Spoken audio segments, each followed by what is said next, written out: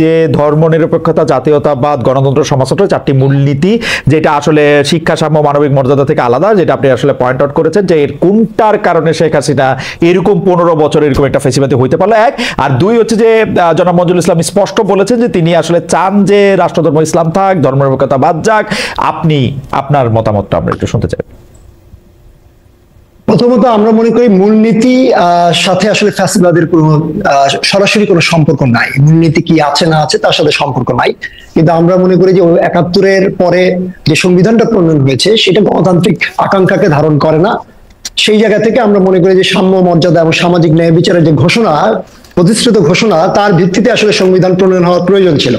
কিন্তু যেটাকে আমরা সমালোচনা করি এবং যেটা সংস্কারের লক্ষ্যে আমরা এমনকি ফ্যাসিবাদ বিরোধী ছাত্র ঐক্যের গঠন করেছিলাম এবং যেটার ধারাবাহিকতা আজকের দিনে আমরা সংস্কারের আলাপগুলোকে খুব জোরালোভাবে উঠতে দেখছি, সেটা মূলত সংবিধানের ক্ষমতা কাঠামো, যেখানে প্রধানমন্ত্রীকে সকল ক্ষমতার মালিক বানিয়ে দেওয়া হয়েছে এবং সেখানে তার কোনো ক্ষমতাকে কোনো ভারসাম্য নাই। সেখানে আমরা প্রধানমন্ত্রী এবং রাষ্ট্রপতির মধ্যে কোনো ক্ষমতার ভারসাম্য দেখতে পাচ্ছি না। আমরা দেখতেছি যে প্রধানমন্ত্রী সকল ক্ষমতার ঊর্ধ্বে, তিনি বিচার বিভাগকে নিয়ন্ত্রণ করতে পারেন, তিনি আমাদের আইন বিভাগকে নিয়ন্ত্রণ করতে পারেন, তিনি সকল বিভাগকে নিয়ন্ত্রণ করতে পারেন। ফলে এরকম একটা স্বেচ্ছাচারী ক্ষমতা যখন একটা সাংবিধানিক ভাবে একজনকে দেওয়া থাকে, তখন সেটা বাই প্রোডাক্ট হিসেবে এখানে ফ্যাসিবাদ আসলে তৈরি হয়। এবং শেখ হাসিনা গত 15 বছরে এই সাংবিধানিক এই যে ক্ষমতা কাঠামো, যেটার মধ্যে আসলে ফ্যাসিবাদের বীজ লুকায়িত ছিল, বপিত ছিল, সেটাকে কাজে লাগিয়েছেন এবং সেটা তত্ত্বাবধায়ক সরকার, যেটা রাজনৈতিক ভাবে সকল রাজনৈতিক শক্তিগুলোর 96-এর প্রেক্ষাপটে আন্দোলনের একটা ফসল ছিল, সেটাকে বাতিল করে তিনি আসলে 72-এর সংবিধানে ফিরে যেই ওই ক্ষমতা কাঠামোকে ব্যবহার করে এই ফ্যাসিবাদের ফিরে যাওয়া গিয়েছেন। না, জনাব রিচার্ড সংবিধানটা আবার দেখবেন, 72-এর কাঠামোতে কিন্তু শেখ হাসিনা ফিরা যায় নাই।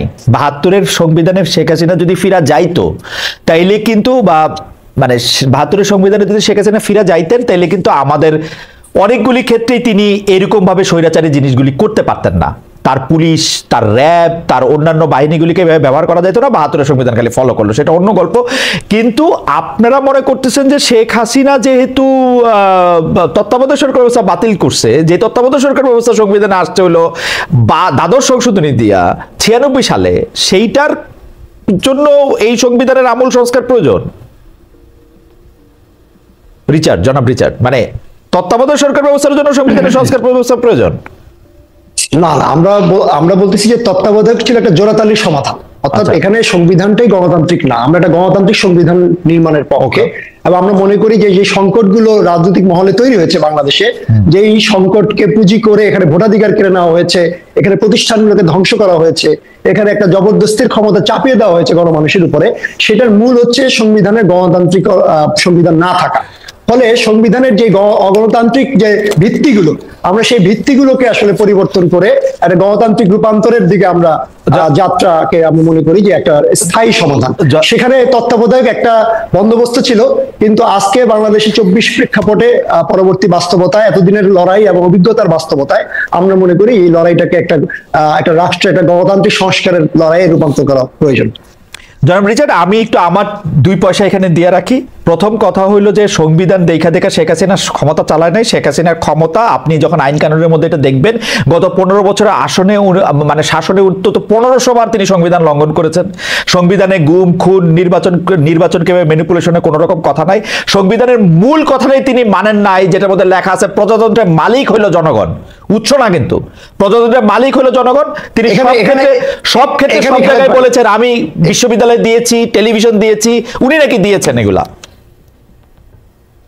এখানে আমাদের প্রশ্ন হচ্ছে যে একটা সরকারের যেই প্রবণতা হিসেবে, বাংলাদেশের রাজনৈতিক প্রবণতা হিসেবে আমরা যদি এটাকে অ্যাড্রেস করি, যে কোনো একটা দল ক্ষমতায় গেলে মনে করে যে ক্ষমতাটা তার জমিদারি, তাহলে এই জমিদারি ব্যবস্থাটাকে অ্যাজ এ জনগণ, as a voter, as a citizen, নাগরিক, আমরা কিভাবে চ্যালেঞ্জ করবো?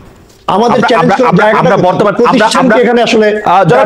জনাব রিচার্ড, আমি এটা বলতে পারি আমরা বর্তমান সংবিধান দিয়ে এটা আসলে চ্যালেঞ্জ করতে পারি, এবং আমরা সংবিধানটাকে যদি ভালো করতে করতে স্ক্যান্ডিনেভীয় সংবিধান বা আমেরিকান সংবিধান বা কোন একটা মানে কি বলবো অলৌকিক সংবিধানও করে ফেলি, স্টাইলেও কোনো লাভ হবে না। এখনকার সংবিধানে আমরা এই ক্ষমতাটাকে চ্যালেঞ্জ করতে পারি। এটা হচ্ছে আমার 2 পয়সা আমি দিয়ে রাখলাম। আপনার সাথে এটা নিয়ে আবার আমার পরে কথা হবে নিশ্চয়ই, নানা সময় এগুলি নিয়ে আসলে কথা বলতেই হবে, কারণ হচ্ছে যে কাগজ বা বই মানুষকে স্বৈরাচারী করে না, মানুষ স্বৈরাচারী হয় অন্য অন্য কারণে। আমরা এই প্রশ্নটা আমরা একটু করতে চাই যে একটা সমীকরণ নিয়ে সোশ্যাল মিডিয়াতে খুব আলোচনা হইতেছে জনাব মঞ্জুরুল ইসলাম, সেটা হচ্ছে বিএনপি জাতীয় নির্বাচনের জন্য খুব মুখায় আসে, কিন্তু ছাত্রদল এখনই ডাকসু নির্বাচন নিয়ে আগ্রহী না, যতটা জানা যাচ্ছে। অন্যদিকে জামাতে ইসলামী অন্তর্বর্তী সরকারকে বিএনপির চেয়ে বেশি সময় দিতে চায় জামায়াত, কারণ জামাত এই সরকারের সাথে বেশি ঘনিষ্ঠ। সেক্ষেত্রে ডাকসু নির্বাচন কি আপনারা দ্রুত চান কিনা, কখন চান? এবং আরেকটি কথা বলা হইতেছে, এইটা আপনার অবজারভেশন একটু জানতে চাই, যে বাংলাদেশের সকল শিক্ষা প্রতিষ্ঠানে বা বেশিরভাগ পাবলিক বিশ্ববিদ্যালয়গুলিতে উপাচার্য বা যারা ডিন হচ্ছেন, উপাচার্য হচ্ছেন, যাদেরকে ফ্যাকাল্টিতে গুরুত্বপূর্ণ দায়িত্ব দেওয়া হচ্ছে, প্রভোস্ট যাদের করা হচ্ছে, তারা সবাই শিবির বা জামায়াতের লিস্ট থেকে আসছেন। তো জনাব মঞ্জুরুল ইসলাম ভাই, আমরা একটু আপনার কাছ থেকে একটু জানতে চাইবো যে এই ব্যাপারটা আসলে কতটা সত্য। প্রথম কথা হচ্ছে আপনারা ডাকসু ইলেকশন চান কিনা, দ্বিতীয় কথা হচ্ছে যে আপনারা লিস্ট দিচ্ছেন কিনা, কোন স্যার কোন দায়িত্ব পাবেন, আপনারা দিচ্ছেন কিনা, জামাত ইসলামী দিচ্ছে কিনা, তার আগে একটু জানিয়ে রেখে আমাদের একটু জবাব দেন, আপনারা লিস্ট দিচ্ছেন কিনা।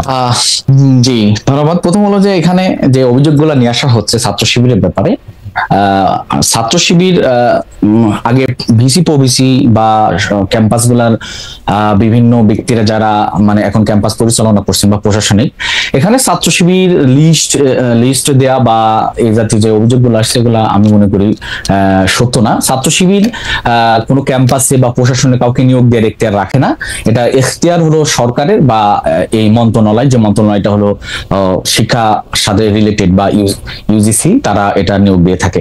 কাজে এখানে ছাত্র শিবির বা অন্য কেউ জড়িত আছে কিনা এটা আমার জানা নেই, ইসলামী ছাত্র শিবির জড়িত নাই এই ব্যাপারে, আমি স্পষ্ট করে বলতে পারি।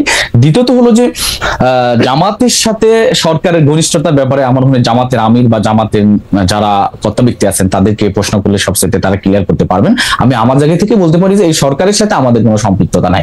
সরকার নিয়মতান্ত্রিক ভাবে সরকার গঠন করা হয়েছে, ছাত্রদের আন্দোলনের বহিঃপ্রকাশ, বিপ্লবী সরকার বলি বা যে সরকারি যেটা ভাবে মনে করেন, এখানে আমাদের সাথে সরকারের বা আমরা ক্যাম্পাসে VC, vice chancellor, proctor, treasurer ইত্যাদি নিয়োগের ক্ষেত্রে আমাদের সম্পৃক্ততা নাই।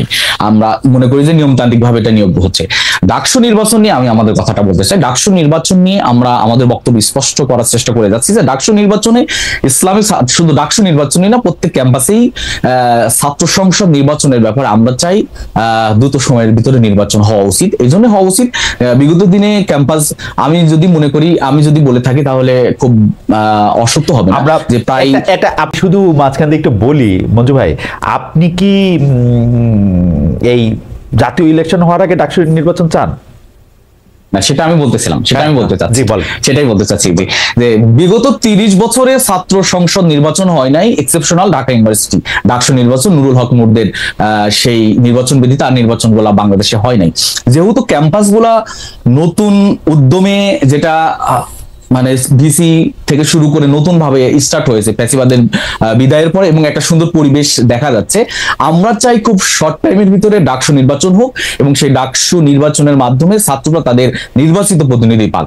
এটা হলো ইসলামী ছাত্র শিবিরের বয়ান বা বক্তব্য, এবং আমরা এটা চাচ্ছি যে সকল ক্যাম্পাসে হোক এবং দ্রুত সময়ের ভিতরে হোক। টাইম লিমিট করে আমরা বলছি না এত টাইমের ভিতরে দিতে হবে, তবে আমরা চাচ্ছি যে দ্রুত সময় হলেই ভালো হয়।